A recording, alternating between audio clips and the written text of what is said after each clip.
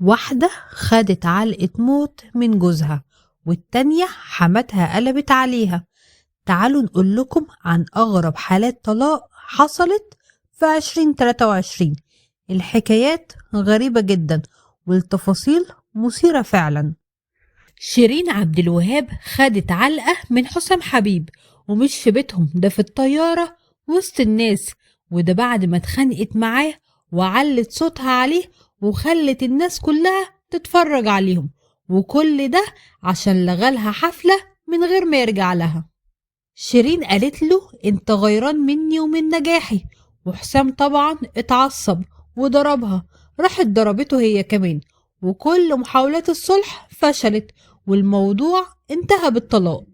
اما بقى هنا الزاهد فاتطلقت من احمد فهمي، والخبر صدم الناس كلها، خصوصا ان كتير كانوا شايفين انهم اسعد زوجين، واتقال كلام كتير وقتها ان هنا مش راضية تخلف منه عشان كده اتطلقت، واتقال كلام تاني انها اتخانقت خناقة كبيرة جدا مع اخوه كريم فهمي، وان احمد جوزها وقف في صف اخوه، وعشان كده العلاقة دي انتهت بالطلاق. طب ايه اللي حصل بين تامر حسني وبسمة بوسيل وخلاهم يتطلقوا وفي بينهم 3 عيال؟ رغم ان بسمة وتامر قالوا ان كل شيء اسمه ونصيب، وانهم بيحاولوا طول الوقت يبينوا قد ايه هم متفاهمين بعد الطلاق وحريصين على مصلحة اولادهم، لكن كل التقارير الصحفية بتأكد ان تامر خانها مع جليلة المغربية ومع بنات تانية، وإن بسمة ما قدرتش تتحمل أكتر من كده.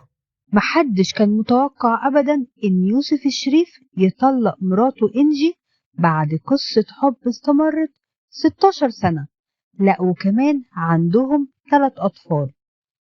بس ده اللي حصل فعلا من كام أسبوع. مش بس كده، دي إنجي رفضت إنها تكشف سبب الطلاق الحقيقي، وقالت إن كل شيء اسمه ونصيب، وطبعا الخبر ده قلب الدنيا وقتها.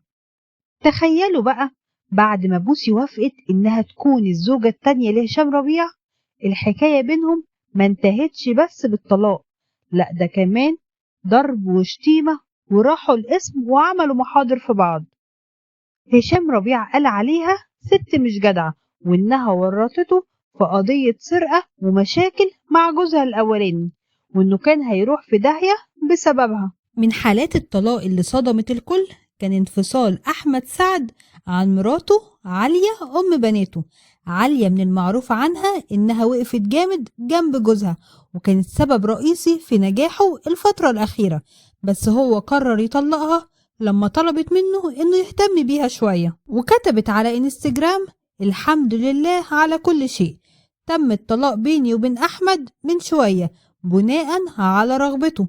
حاب أشكر أحمد جدا وأقول له شكرا على قرارك اللحظي الغير موفق في خراب بيتنا وتدمير أسرتنا.